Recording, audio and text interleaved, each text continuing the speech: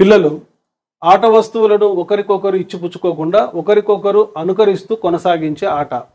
The play in which children do not share their play things but imitate one another and continue their play is known as ఏకాంత క్రీడ solitary play, సమాంతర క్రీడ parallel play, సాంఘిక క్రీడ social play, symbolic play ప్రతీకాత్మక క్రీడ.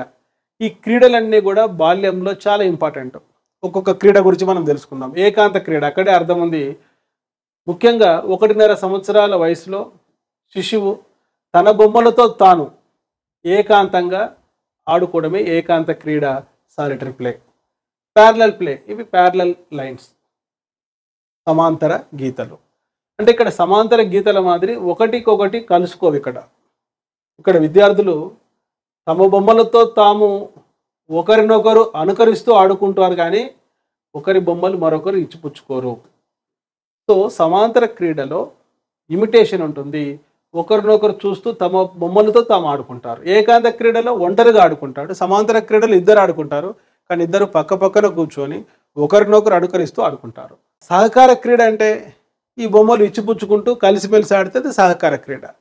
మరి ప్రతీకాత్మక క్రీడ symbolic play అంటే చాలా ఇంపార్టెంట్. 2 to 7 years మధ్యలో జీన్ పియాజే సిద్ధాంతంలో పూర్వ ప్రచాలక దశలో ఇది చాలా ఇంపార్టెంట్ క్రీడ. ప్రతీకాత్మక క్రీడ symbolic play, make believe play.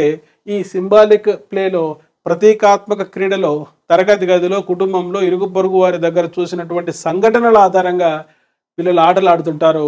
ఉదాహరణకు బొమ్మలతో మాట్లాడడం, బొమ్మలకు పౌడర్ టచ్ చేయడం, బొమ్మల పక్కన నిద్రించడం, ఒక బనానాను టెలిఫోన్గా మాట్లాడడం, ఒక కుర్చీని కారుగా ఉపయోగించడం, ఒక కర్రను కత్తిగా భావించడం, డోర్ను బోర్డుగా భావిస్తూ చాక్పిస్తూ దాని మీద రాస్తూ చెల్లికి పాఠాలు చెప్పడం, ఇవన్నీ కూడా ఊహాత్మక క్రీడలు లేక ప్రతీకాత్మక క్రీడలు.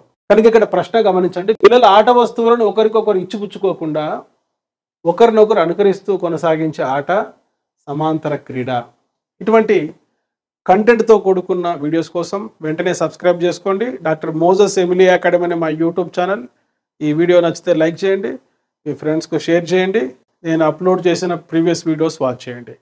డిఎస్సిలో జాబ్ సాధించాలంటే psychology, perspectives in education, pedagogy knowledge ఎంతగానో అవసరం.